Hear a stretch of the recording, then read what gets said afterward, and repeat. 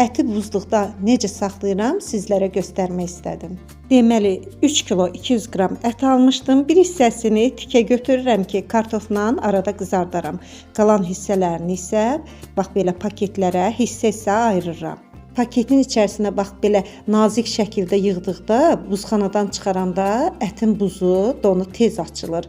Yumru şəkildə qoyanda bir qədər gözləməli olursunuz ki, donu açılsın. Bax bu üsul çox gözəl üsuldur. Belə hazırladıqdan sonra çəkisini də çəkirəm.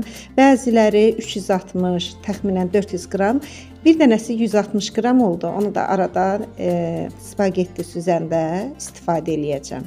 Tikə ətini də üzərinə streçləyirəm. Hamısını buzxanaya yığacam. Strecin də üzərini uc hissəsini yumurlayıram. Yenidən işlədəndə bizə asan olsun. Əgər videom faydalı oldusa, səhifəni izləməyi, rəy yazmağı, bəyənməyi unutmayın. Həmçinin bizi YouTube kanalımızdan da izləyə bilərsiniz.